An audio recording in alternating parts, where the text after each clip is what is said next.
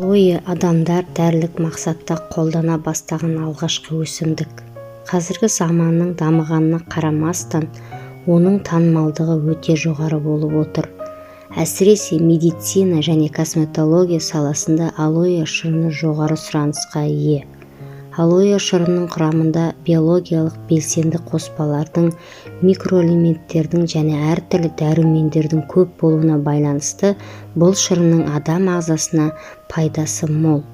Ол ас қорыту бездерінің секрециясын жақсартады. Гастрит, созылмалы колит, энтероколит, гастроэнтерит және ас қорыту жүйесіне байланысты басқа да көптеген аурулардың жағдайын жақсартады. Ол ағзаның қорғаныс қалпын келтіріп, жалпы әл-ауқатын жақсартады. Ас қорытуды қалыпқа келтіріп, қышқыл рефлюкс симптомдарын жоюға көмектеседі. Көптеген тері аурулары кезінде жазылуы қиын жараларға, ойық жарларды емдеуге алоэ шырыны қолданылады. Ол үшін алоэ шырыны мен балды тең мөлшерде алып, оған бір ас қасық спирт қосып араластырамыз. Дәрі даяр. Бұл қоспаны стерилді таңғыштар астына күніне 2 рет зардап шеккен аймаққа қолдану керек.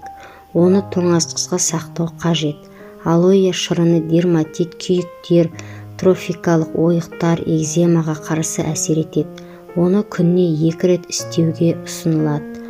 Алоэ шырынымен бронхит демікпесін және дизентерияны емдеуге болады. Осы келеңсіздерден құтылу үшін жарты шай қасық бал және тең мөлшерде сүт пен алоэ шырынын қосып, тамақтанудан жарты сағат алдында ішу керек.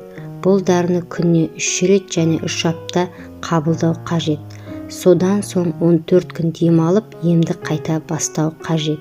Иммундық жүйені нығайту үшін жаңа сығылған 150 грамм алоэ шырынына 300 грамм қызыл шарап және 1 стақан бал қосып араластырамыз.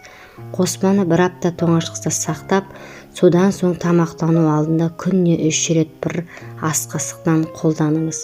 Шаштың түсуін сақтау үшін алоэ шырыны мен балды араластырып, оған туралған сарымсақ қосамыз. Барлығын араластырамыз. Дәрі даяр. Осы қоспаны зақымданған жерге жағып 15 минут ұстайсыз. Күнделікті көріп жүрген алоэның осындай пайдалы қасиеттері бар екенін бірі білсе, енді бірі білмейді. Осыдан соң терезе алдындағы әсем әрі әдемі гүлдің қаншалықты денсаулыққа пайдалы екенін білген боларсыз.